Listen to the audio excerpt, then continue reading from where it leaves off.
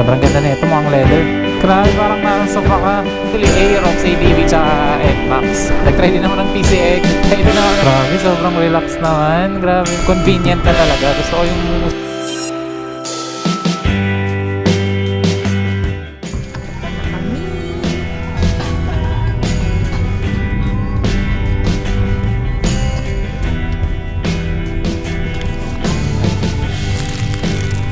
sticker mas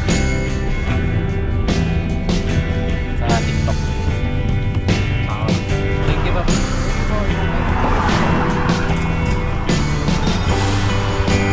Bigyan ng motor.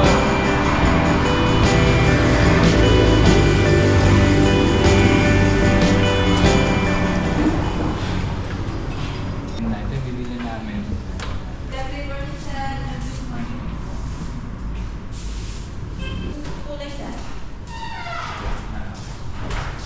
May mas updated date pa ba kayo?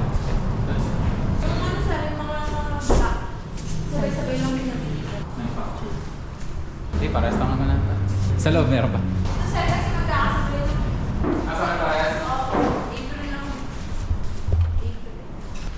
April lahat. April po lahat. Mahirapan ko pag ilabas, no? Ito sir ang gusto mo? Oo.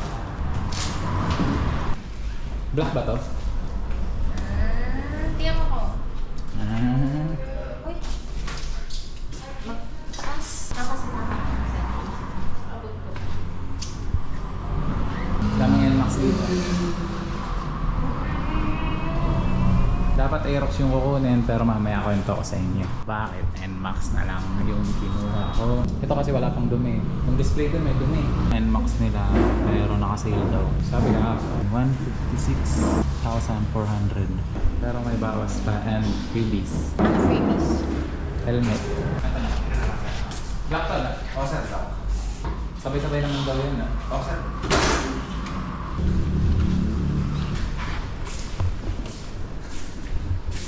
Magkano dito? Kano ulit?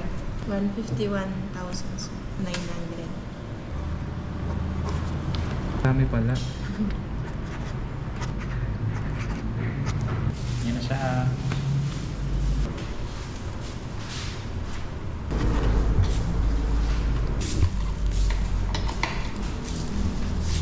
Ito nga mo.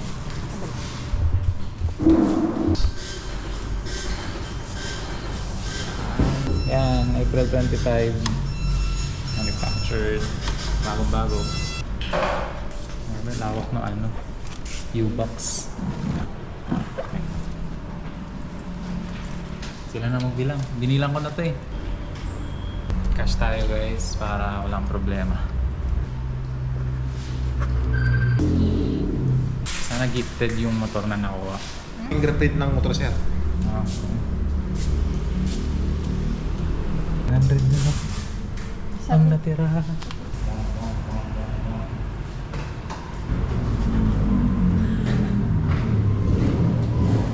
Matagal ba kayo mag-release ng ano dito, plaka?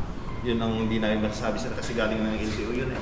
Umabot ng Kapag isang taon. dumarating naman, sir, ng mas maaga, binibigay naman po namin agad-agad. Kasi bawal kasi mag-stock dito sa kasa, sir. May penalty yung mga kasa kapag may stockan. So, tsambahan lang din Oo, sir. kung mabilis, no? Pero usually, umabot ng isang taon, ganun. Minsan, sir, hindi umaabot. Minsan, maabot. Okay. Ayun na. Paandar na. Right. 0.1 km ang tinakbo.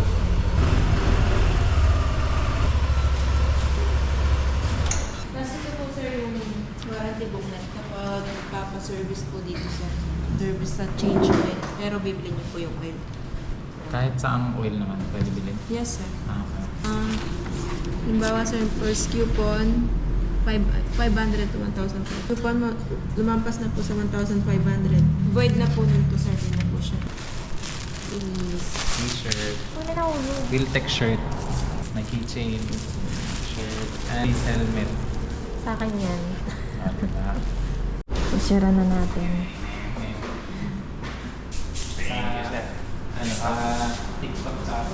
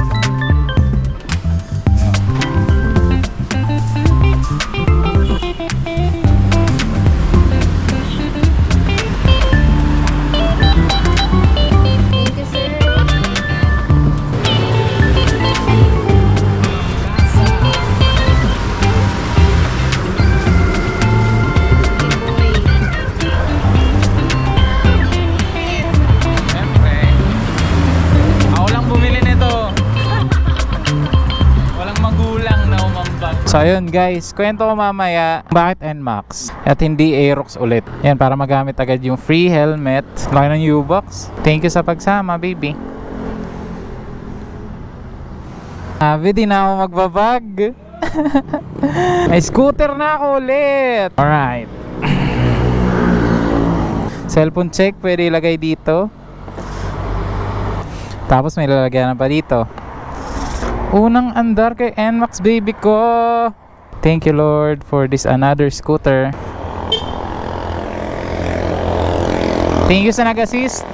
Shoutout dito sa Kapas, Yamaha Kapas, Wiltec, come on, NMAX 155. Na-stretch ko na yung paa ko, sobrang relax. Okay, so di muna natin wawalwalin to kasi break-in period para kaparehas lang ng Aerox ko last time. So ito na nga guys, may kwento ko sa inyo. Dati akong naka NK400 and naka Aerox. Binenta ko yung NK400 ko and then nagpalit ako ng R3.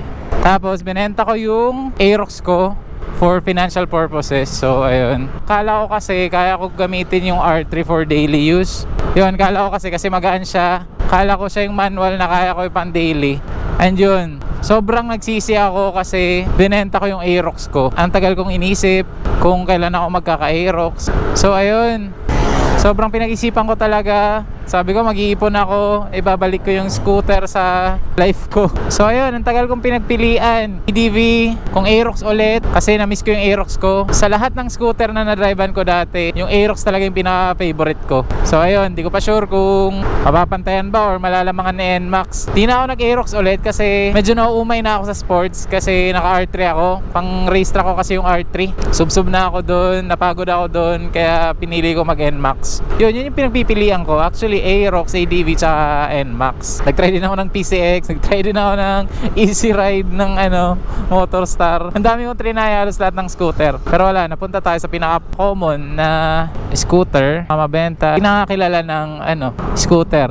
Kahit saan ka pumunta, merong ganito. Para sureball na maganda, reliable, and lahat ng piyesa meron. Grabe, sobrang relax naman. Grabe naman to. Parang sasakyan. Almost 2 months kong pinag-isipan kung Aerox ulit or NMAX. Sobrang solid talaga nung Aerox guys. 2 beses kong binahe yun papuntang Samar. And never talaga ako natirikan doon. Tapos maganda pagkaka-review ko. Hay nako. Nakita nyo naman sa review ko, sobrang nagandaan talaga ako sa Aerox. Kaso medyo napagod na ako ngayon. Gusto ko na talaga ng relax, pang long ride, na hindi nakakangalay, di na sub-sub, di aggressive. So ayun, bakit di ako nag-ADV, bakit di ako nag-PCX, hindi ako nag-iba pa na pang touring. First of all, yung speed ni NMAX, di sila nagkakalayo ni Aerox. So ayun, yun yung una kong kinoconsider. Tapos, itong packets dito sa harap, 2. Yung ADV isa lang. So ayun, gusto ko talaga convenient na talaga. Gusto ko yung sobrang convenient na motor. Tank capacity malaki, leg room malaki, U-box malaki. Yung iba malapad, di ganun kalalim yung U-box nila. Ang ganda ni NMAX guys. Sheesh, ganda ng handling. Naka NK400 ako dati and naka Aerox ako. Yun, binenta ko yung 2. Tapos nag R3 ako. Yung R3 pinang daily, pinang long ride, pinang racetrack. Yun, napagod ako guys. Kala ko kaya ko yung ganong motor na pang everyday. Yung tipong mamalengke ka lang, tipong bibili ka lang ng sabon, naka R3 ka, hindi kinaya. So ayun, sobrang nagsisi ako dati na binenta ko yung Aerox ko. Sabi ko, within a month lang, bibili talaga ako ng scooter ulit. Kasi nakakamiss yung relax ka lang na ganito. And then ito na, nabili na ako ng NMAX. Sobrang thankful, sobrang grateful natin. Iba yung feeling ng naka-NMAX, grabe. Sobrang relax. Pang tamad ata yung ganito grabe, nakakatamad naman. So ayun, pagas muna tayo, full tank natin. Bagong baby na scooter. Naka-scooter na ako ulit. Pindot-pindot na lang. Blaze po. Full tank. Ito may lalagyanan na pala. Ayun. Huwag mo lang masyadong punuin. Blaze pa full tank. Magkano kaya full tank ni NMAX? Malalaman natin agad. Yan na ba? Relax ka sa likod. So yun, full tank 463, almost 500 din. Ito po. Yun, may lalagyanan na. Cute. Ganda na ito, mukhang leather. Alam mo yung parang nakasuit ka. Elegant nga. Oo, sobrang elegant. Na-miss ko talaga magkaroon ng scooter. Grabe, parang nasa sofa ka. So ayun, grabe sobrang saya ko ngayon guys. Kasi nung binenta ko si Aerox dati, nalugmok talaga ako dun. Sobrang lungkot ko. Kasi paborito ko yun eh. Ang ganda ng may scooter talaga eh.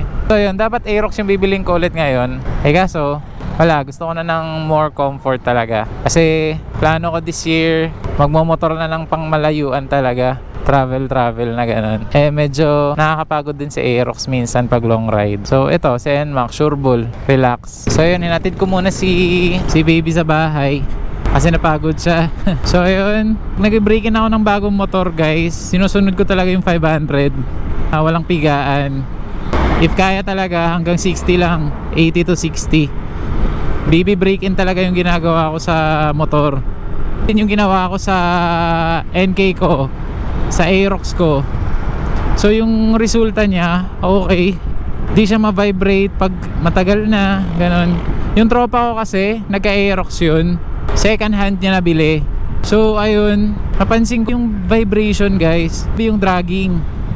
Eh yung Odo nun, mas mababa pa sa Aerox ko dati. Tapos ayun, parang di na smooth yung takbo niya. Feeling ko sa break-in yun, ganun. Or di naman ako sure, pero mas okay na yung ano, sigurado ako, di ba? Like kung ano na yung nakasanayan ko na break-in, yun na yung gagawin ko sa lahat ng motor ko. Wala naman mawawala eh. Hard break-in or soft break-in, nasa iyo naman yun. Yan sa NMAX ko ngayon, soft break-in ko to. Siguro hanggang 1K, ganun. Hanggang 500. Hanggang first change oil. Ayun. Bago ako sobra. Pang tamad, grabe. Grabe yung atak, ang ganda. Na-excite akong walwalin siya. Alam ko kasi mas may dulo to kaysa sa Aerox eh. Pero parang mas may arangkada yung Aerox. Pero parang di naman nagkakalayo. Parang parehas lang. Ganda nung handling. Ganda pag nililiko. Turning radius ang haba. Nandito rin. Parang ADV lang din. Pero syempre, mas malaki yung turning radius ng ADV. Eto, kinuha ko brand new, kinuha ko cash para walang problema. Maarte kasi ako guys pagdating sa scooter. Kasi ayun nga, pag second hand, di ko sure kung maganda yung pagka break in or yung pagka first change oil. Yung kasi yung importante talaga sa bagong motor, first change oil niya, tapos break in. So ayun, may medyo gas-gas. Syempre pag second hand, eto sure na, brand new, halagaan talaga, cash pa, walang problema. Dalhin mo ako sa mga gandang lugar, NMAX. Yung likod medyo matagtag na talaga siya, pang may angkas. Dati tinatrash talk ko lang tong NMAX na to eh. Sabi ko mukhang sofa, mukhang jet ski, ganun. Iba pala talaga pag na-drive mo na. Nakaka-drive naman ako sa mga kaibigan ko, na-try ko. Hindi ko na-appreciate kasi saglit lang yung saglit lang yung test drive eh. Pa rin pag iyo yung motor eh. Ito, papapuguin natin to. Palitan ng visor, side mirror. Kung ano ginagawa ko dati sa Aerox, gagawin ko rin dito sa NMAX. Ayun, kakabili ko lang dito pero ang dami ko ng plano. Tapos bumili na ako ng mga accessories sa Shopee. Pa? Di ko po kabisado dyan eh. Pero pwede na pong pumunta dyan. Pwede nang lumiko. Kahit naka-red. Oh, grabe yung turning radius oh. Oh. Oh, touring na touring. Hindi naman tayo mag second hand sana. Eh wala, pumunta ako sa parang buy and sell. Wala, hindi ako komportable. Sobrang selan ko pagkadating sa scooter. Bakit doon ako bumili sa Kapas? Doon sa Yamaha Kapas. Kasi nag-ikot-ikot na ako. Pumunta na ako San Fernando, Angeles, lahat na. Ang mahal ng NMAX nila, 159, 160 yung iba. Kasi yung LTO daw, ganun.